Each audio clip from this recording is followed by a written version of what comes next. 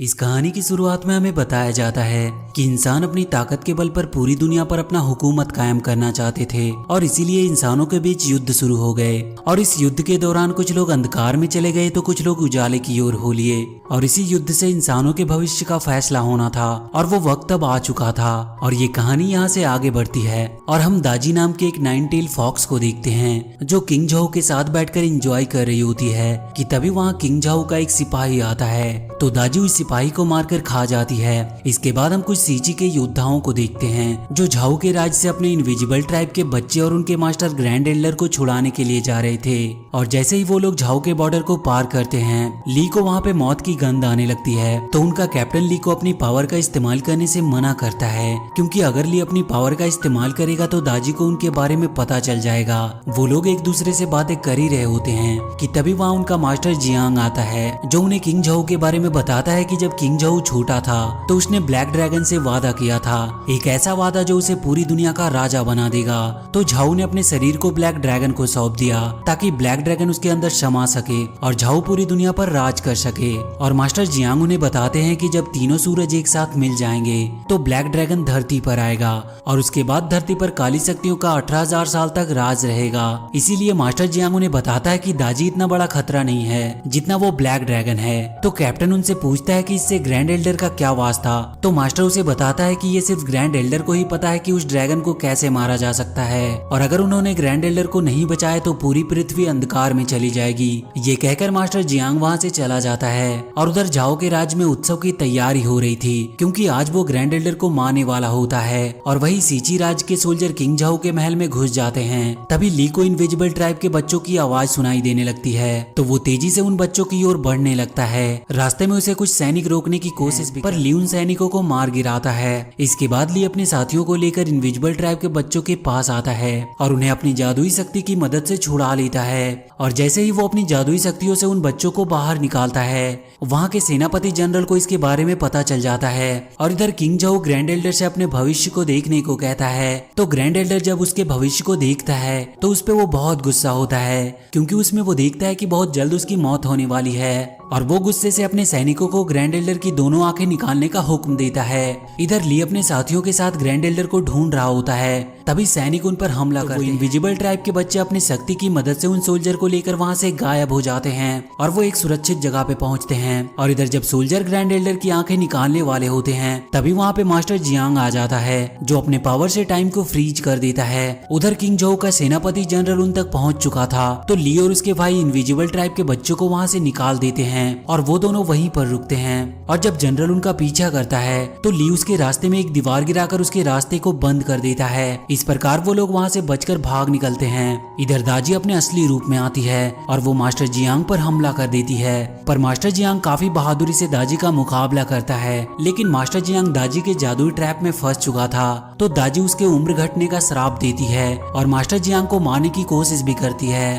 तो grand Elder master Jiang को मरता देखकर अपनी एक आंख निकालकर उसे देने की कोशिश करता है लेकिन दाजी उसे ऐसा करता देख और अपने एक पूंछ से उसकी आंख को पकड़ लेती है। पर तब तक वहाँ पर ली अपने साथियों के साथ पहुंच चुका था जो अपने मास्टर जियांग को बचा लेता है। ग्रैंड एल्डर उन्हें मुसीबत में देखकर वहाँ से जाने को कहता है तो मास्टर जियांग अपने बर्ड को बुलाता है जिस पर बैठकर जियांग और ली वहाँ से जाने लगते हैं। पर उनके जाने से पहले ग्रैंड एल्डर उन्हें अपनी दूसरी आंख दे देता है जिसे लेकर वो लोग वहाँ से जल्दी से निकल जाते हैं। और इसके बाद दाजी ग्रैंड एल्डर को मार देती है। ली अपने मास्टर के साथ अपने राज सीची पहुंच जाता है तो उसका मास्टर जनरल को ग्रैंड एल्डर की आंख दिखाता है। ग्रैंड एल्डर की आंख कोई मामूली आंख नहीं थी, उसकी आंख उन्हें फ्यूचर और पास्ट दिखा सकती थी। इसीलिए मास्टर जियांग उसकी आंख को सुरक्षित रखने के लिए जैसे ही अपने जादू का इस्तेमाल करता है उसकी उम्र घटने लगती है। ये देखकर जनरल काफी हैरान होता है तो मास्टर जियांग उसे बताता है कि जब जब वो अपनी शक्ति का इस्तेमाल करेगा उसकी उम्र कम होती जाएगी। इसके बाद मास्टर जियांग जनरल को स्वॉर्ड ऑफ लाइट को दिखाते हुए कहता है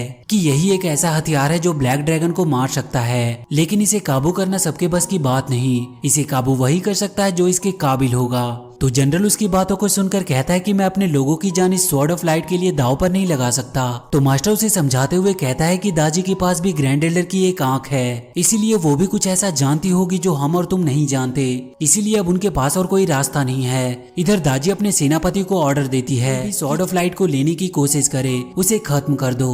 और वहीं ली हमेशा की तरह एक बार फिर उड़ने की कोशिश कर रहा होता है। दरअसल ली एक विंग्स टाइप होता है, लेकिन बचपन के कुछ हादसे की वजह से वो उड़ नहीं पाता था, इसीलिए वो बार बार उड़ने की कोशिश करता रहता था, लेकिन हर बार वो नाकाम ही रहता था और इस बार भी वो उड़ने में नाकाम ही रहता है। उसका भाई जैकी उसे समझाता है कि तुम हार मत मानो, एक दिन तुम जरूर उड़ पाओगे। इसके बाद हम देखते हैं कि मास्टर जियांग ली को स्वॉर्ड ऑफ लाइट का नक्शा देता है उसे लेकर आने के लिए, और उसके सफर के लिए एक साथी और कुछ जरूरत का सामान भी देता है। ये सब सामान लेकर ली स्वॉर्ड ऑफ लाइट की तलाश में निकल पड़ता है। इधर दाजी का सेनापति जनरल एक पुतला बनाता है और उसे ली को ढूंढने के लिए भेजता है। दरअसल वो पुतला एक लड़की होती है और उस पर उसका कंट्रोल होता है और वो जैसा कहता है वो लड़की वैसा ही करती है। इधर ली कई दिन स्वॉर्ड ऑफ लाइट की तलाश में भटकता रहता है, लेकिन उसके हाथ कुछ भी नहीं लगता। तभी उसके मास्टर की दी हुई सामान में से एक पौधा बाहर निकलता है जो उसे स्क्वाड ऑफ लाइट ढूंढने में गाइड करता है। ली उस प्लांट से पूछता है कि उसका साथी अभी नहीं आया, तो वो प्लांट उसे बताता है कि वो जल्दी उसके पास होगा।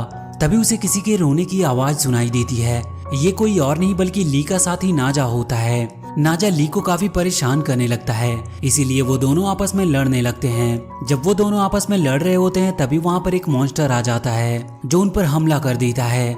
इस हमले में वो मॉन्स्टर जैसे ही नाजा को खाने वाला होता है, ली उसे अपनी जादुई शक्ति से मार देता है। इसके बाद ली नाजा को एक बैग देता है जो उसके मास्टर जियांग ने उसे दी होती है, और जैसे ही नाजा उस बैग को खोलता है उसमें से एक छोटा सा बेबी ड्रैगन प्रिंस निकलता है। नाजा और उस बेबी में बहस हो जाती है, जिससे नाजा अपने असली रूप में आ जाता है और वो बेहोश हो जाता है। और जब उसकी आंखें खुलती है तो नाजा अपने व्हील्स फायर को ढूंढने की कोशिश करता है, लेकिन वो अपने आप को बंधा हुआ पाता है। तो ली उसे छुड़ाता है और उससे स्क्वाड ऑफ लाइट को ढूंढने में मदद करने के लिए कहता है, लेकिन नाजा ली को इसके लिए मना करके वहाँ से जाने लगता है। तो ली नाजा से कहता है कि मैं तुम्हें तुम्हारे व्हील्स फायर दिलाऊंगा। ये बात सुनकर नाजा उसकी मदद के लिए तैयार हो जाता है और वो लोग आगे की सफर के लिए निकल पड़ते हैं। ली मास्टर के दिए हुए मैप की मदद से एक अनोखी जगह पे पहुंचता है जहां पर उन्हें एक बूढ़ा सेंट मिलता है जिसका वहां की रीत पर पूरा कंट्रोल होता है, और वो वहां की रीत से एक जादुई चीज निकालता है। नाजा उसे देखकर उसे लेने की कोशिश करता है तो वो सेंट उसे पनिश करने के लिए उस पर हमला कर देता है और वो ली पर भी वार करने लगता है।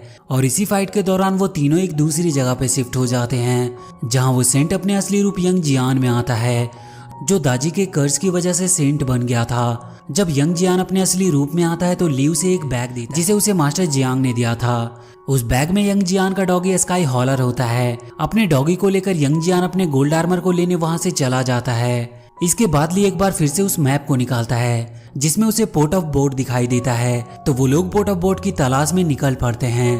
रास्ते में ली को एक कबीले में एक लड़की दिखाई देती है जिसका नाम स्काई ब्लू था, जो ली को काफी पसंद आती है। और जैसे ही ली स्काई ब्लू के पास जाता है उसकी सारी यादें स्काई ब्लू कैच कर लेती है। स्काई ब्लू कोई और नहीं बल्कि वही इंसानी पुतला होती है जिसे दाजी के सेनापति जनरल ने बनाया था, और स्काई ब्लू के जरिए जनरल को ली के बारे में सब कुछ पता चल जाता है। ली लेडी तई के पास जाता है जिसके पास पोर्ट ऑफ बोट होता है।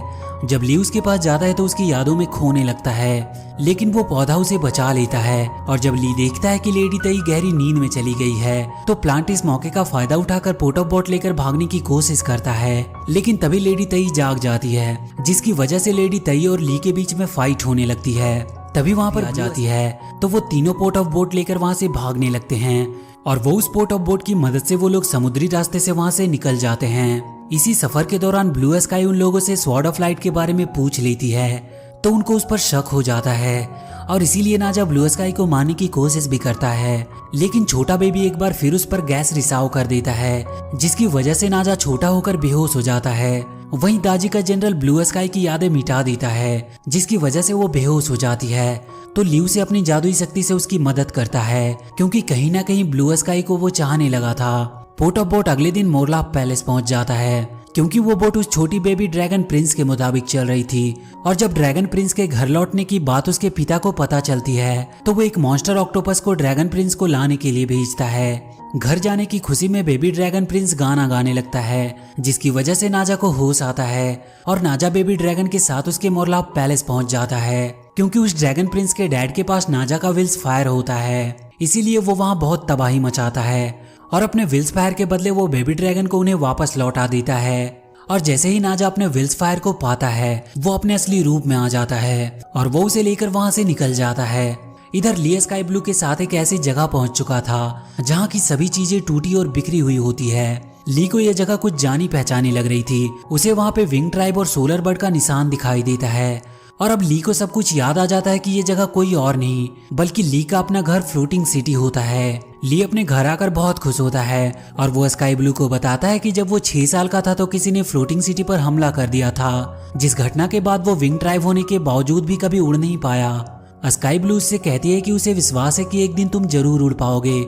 इसके बाद ली को स्क्वाड ऑफ लाइट का पता चल जाता है और वो अपने जादुई शक्ति से सोलर बर्ड को ठीक कर देता है और जैसे ही वो सोलर बर्ड को ठीक करता है उसे स्वॉर्ड ऑफ लाइट दिख जाता है, जिसे देखकर वो दोनों काफी खुश होते हैं। तभी दाजी का सेनापति वहां पर सैनिकों के साथ आ जाता है और इसके बाद ली और उन सैनिकों के बीच फाइट होने लगती है, लेकिन वो सेनापति ली को अपना बंदी बना लेता है और अपने सैनिकों को स्वॉर्ड ऑफ लाइट लेने के लिए भेजता है। और जैसे ही उसके आदमी स्वॉर्ड ऑफ लाइट को लेने की कोशिश करते हैं वो जलकर राख हो जाते हैं। तो ब्लू स्काई उस स्वॉर्ड ऑफ लाइट को वहां से निकालती है ताकि वो उसके बदले ली को छुड़ा सके।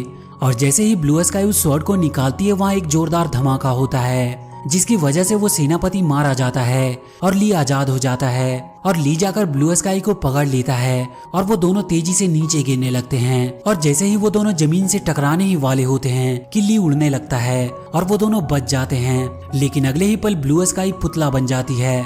तो ली उसे सोलर बर्ड के पास रखकर स्वॉर्ड ऑफ लाइट लेकर वहां से निकल जाता है। रास्ते में उसे नाजा मिलता है और वो दोनों वहां से एक साथ आगे निकल जाते हैं। इधर दाजी सीची राज्य को तबाह करने के लिए अपने सैनिकों को भेजती है और जब दाजी के सैनिक सीची पहुंचते हैं तो मास्टर जियांग उन्हें रोकने की कोशिश करता है, लेकिन उनकी उम्र इतनी घट गई होती है कि वो अपनी जादू का इस्तेमाल ठीक से नहीं कर पा रहा था। और वहीं दाजी की सेना लगातार आगे बढ़ रही थी तो सीची के जनरल अपने बेटे को लेकर उनका मुकाबला करने के लिए निकल पड़ता है और तब तक ली नाजा और यंग जियांग भी वहां पहुंच चुके थे। और इसके बाद दाजी की सेना और सीची की सेना के बीच एक भयंकर युद्ध होता है जिसमें दाजी का जनरल घायल हो जाता है तो दाजी उसे एक विशाल मॉन्स्टर में बदल देती है। वहीं मास्टर जियांग लगातार छोटे होते जा रहे थे और उनकी उम्र घटने की वजह से उनकी शक्तियां भी खत्म होती जा रही थी। तभी वहां वो मॉन्स्टर आ जाता है जो उन पर हमला कर देता है। वो लोग उनका सामना करते हैं लेकिन वो मॉन्स्टर काफी पावरफुल था और वो लोग उसके सामने टिक नहीं पाते। वहीं मास्टर जियांग अब एक छोटा बच्चा बन चुका था और तभी वहां पर दाजी आती है जो मास्टर जियांग को बंदी बना लेती है। इधर वो मॉन्स्टर सीची के जनरल को मार देता है। जनरल के मौत की वजह से उसका बेटा काफी उदास होता है और वो स्वॉर्ड ऑफ लाइट को लेकर स्प्रिंग ऑफ लाइफ की ओर जाने लगता है। तभी वो देखता है कि तीनों सूरज एक साथ आ गए हैं और ब्लैक ड्रैगन भी अब आने वाला है। तो वो स्वॉर्ड ऑफ लाइट को लेकर स्प्रिंग ऑफ लाइफ में चला जाता है जिससे स्वॉर्ड ऑफ लाइफ की शक्ति वापस आ जाती है और वो जनरल का बेटा ही असली गोल्ड ड्रैगन होता है जिसे स्वॉर्ड ऑफ लाइफ ने चुना होता है। गोल्ड ड्रैगन इस स्वॉर्ड ऑफ लाइट की मदद से उस मॉन्स्टर को मार गिराता है। इसके बाद वो लोग स्वॉर्ड ऑफ लाइट को लेकर ब्लैक ड्रैगन की तलाश में निकल पड़ते हैं और इसी के साथ ये मूवी यहीं पर खत्म हो जाती है। तो वीडियो अगर अच्छी लगी हो तो please do like and share the video.